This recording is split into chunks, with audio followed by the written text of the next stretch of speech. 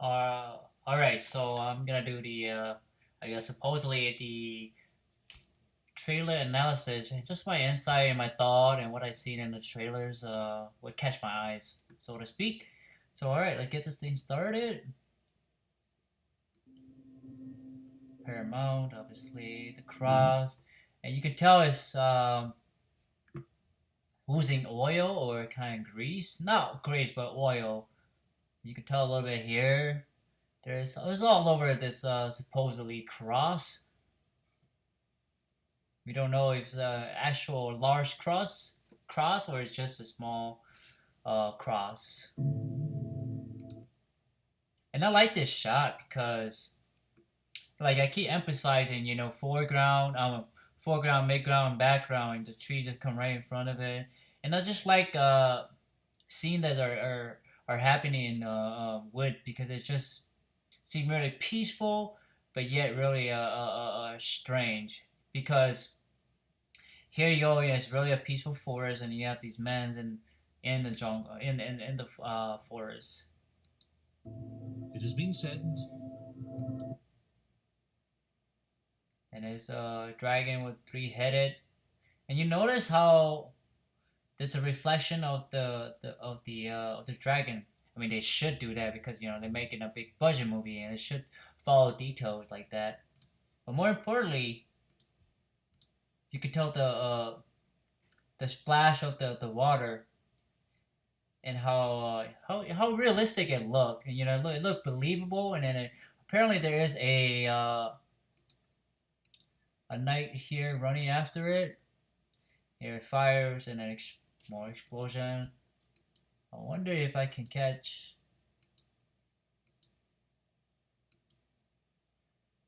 This looked very wire, but I'm willing to let that go because you can't jump that high. So Nazi flag. I wonder what's going on.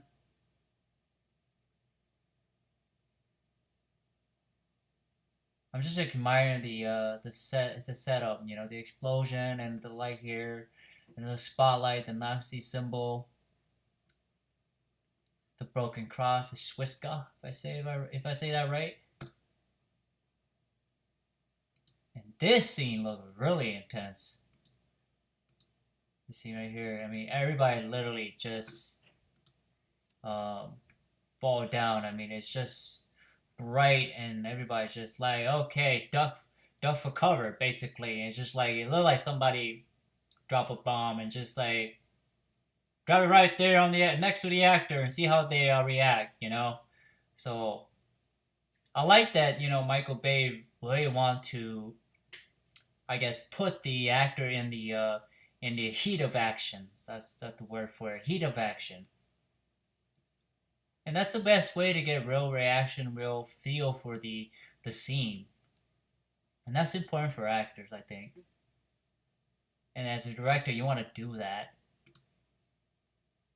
Obviously, Michael Bay making money off of this.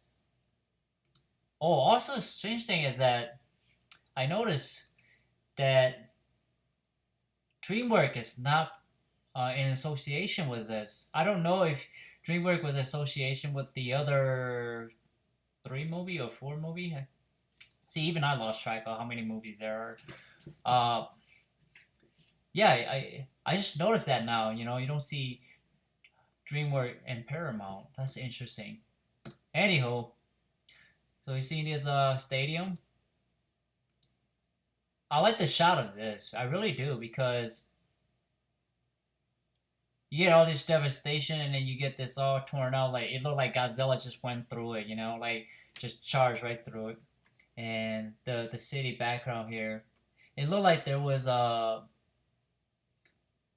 battle. I want to say a battle because you see some burn area here, you see some really destroy area here, and back here is really nice. It's like a skyscraper, and this building here is really interesting because it's like full of glass. I almost want to say, and a little here is like there's one, two, three, four kids, possibly adult. Oh, kids actually. Yeah. And it's a satellite, I want to say, maybe. And my question would be like, when I watch movies, I always question myself, how did they do that? How did they make that happen? How do they do all of this? Did they actually bring real uh, props to put it on the set, or did they do that post CGI? Probably both, just to kind of give them a visual reference for the actors and to give the animator or graph or a visual effect technician to put in these, I guess, in post. But overall, it looks convincing. Definitely does. And you wonder why they are in the stadium anyway. You wonder why. And you know what? This whole time Anthony Hopkins is talking. And this shot remind me of Star Trek. I mean, not Star Trek. I'm sorry, Star Wars Rogue One. This remind me of her. The same kind of like a face, the same kind of color scheme, clothes. It remind me of the what was this? The Star Wars Awaken and the Rogue One. So yeah, to me, I see similarity. Not that it's a bad thing. It's definitely a good thing that you're having more female role in movies, and I really support that because I want to see more female role, just for to see what they got to offer. It give us a different point of view for our audience, especially for the male counterparts. And here you go. Yeah, I wonder who this is. Um, Look like they are maybe could be hiding from something, or they're having a last conversation, or saying, "Hey, it's been a great time with you," or whatnot. It could be one of those moments. Yeah, I mean, he look like he's gonna die or something.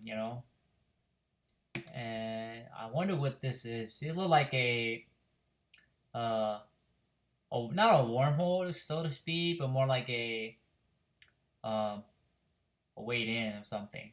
Totally remind me of Star Wars. You know how when they show this is where you need to shoot and the blaster shot would go in. It's kind of remind me of that. And just look at these airplane. You wonder if they're in water or they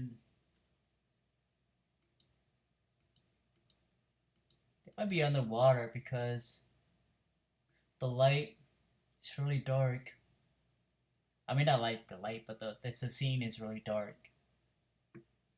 Apparently going into something. It could be the nostrils, unicorn. The nostrils.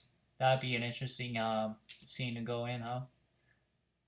Anywho, let's get back to this. Optimus Prime is in space. You wonder what happened to him. Looked like he ran out of fuel.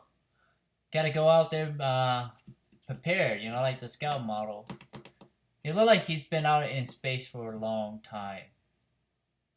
And because the reason I say that because he's obviously his eye is not lit, and the way he is collecting dust and the way he's rusting, it's interesting. And I wonder what the planet behind there. Could that be Jupiter or Saturn? I think it's Saturn. I'm not sure. I don't know my planet that well. Sorry. But this is an interesting shot how this is put together. I like just the color and everything.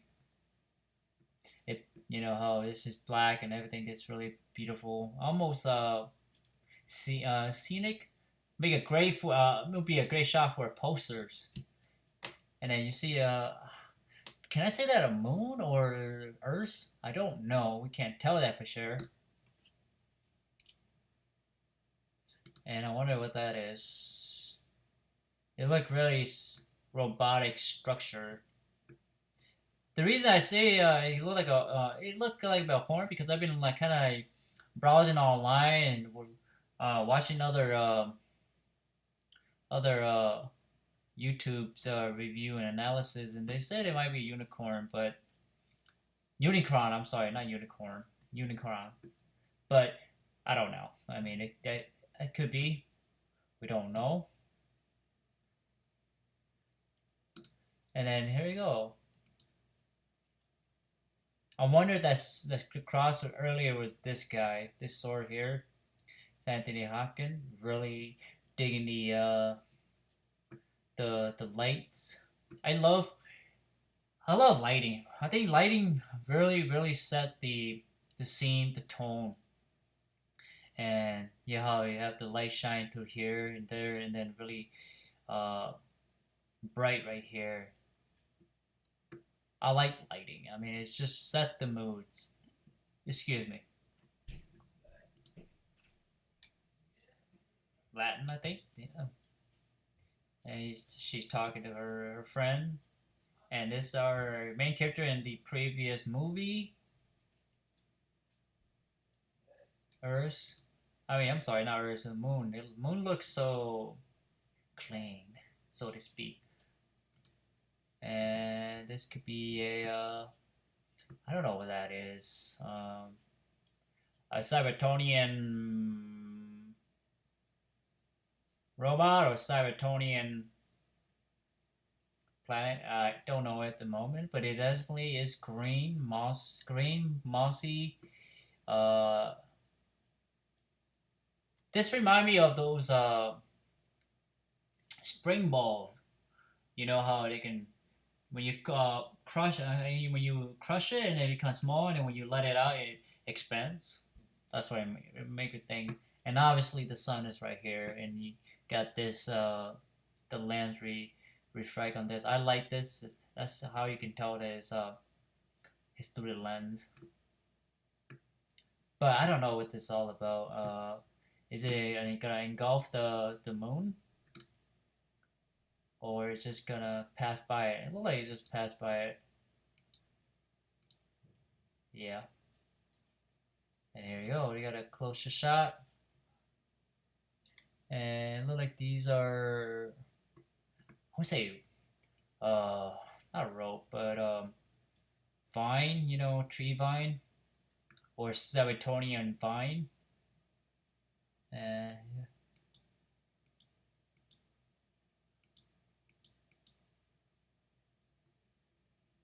I like the sun here against the back of these this group here.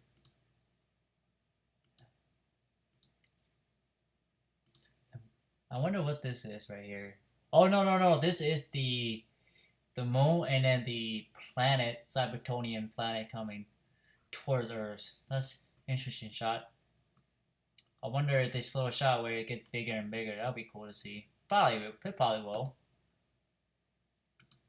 There we go, Bumblebee in action. Blam. So I will fight for you. And look at that cannon. Bam. And my question is, what the hell is this baby crate, baby seed doing here? And why the hell they're here? And who are these robots? They gotta be the Decepticon. Can't really try to tell what kind of. Like a trap. Yeah. I really like this shot. It's so menacing. The next shot right here.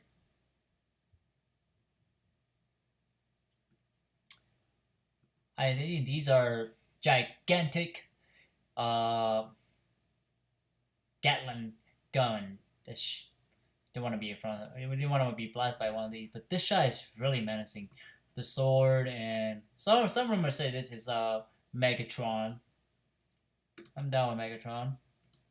Probably is. Kind of got the silhouette of Megatron. More explosion. You can tell the explosion set there.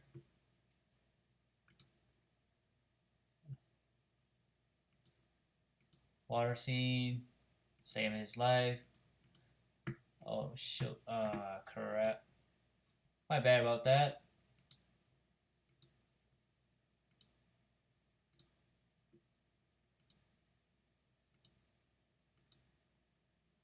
Oh, this sword is really interesting. Oh, it's that sharp edge here, and that's Josh. That's Josh, or is it our main character from previous?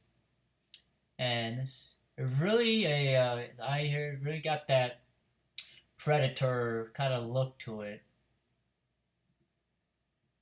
Really like a knight's kind of outfit. So we'll see. More screaming, more explosion. This shot is cool.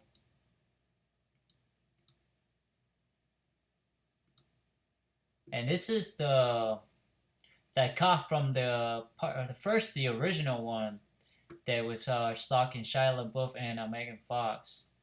That's what I'm thinking. Yeah. Pay attention to these blue eyes here, okay? I'm gonna tell you guys.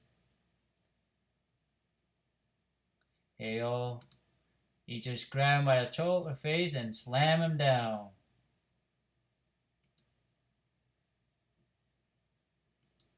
There you go. He is possessed. So look at those purple eyes. Smoke some bud, man. Smoke some Cybertonian bud. Smoke some weed, Cybertonian weed. Made him go loco. And then they scream a little loud. He say, "I'm sorry." Maybe he doesn't really kill them. And don't know what the heck this is. This could be a building or something. I don't know what this is. They always have done that in all of the movies where they have this really cool or really unique kind of like looking inside. I think the previous one was like looking through the eyes. They've done that. Transformers: The Last Night. I wonder who is the Last Night. Let's really watch this again.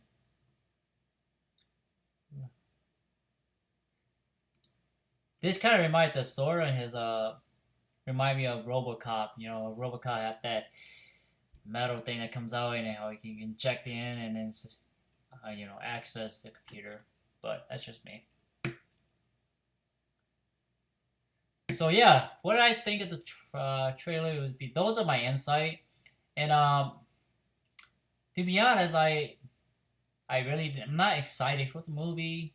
I will go see it, you know, just to watch it, see the explosion, the cars. I love cars, so I'm gonna go watch for that and see how the writing is and see what I can take from the movie and see if it's gonna make any money. It's a lot of these.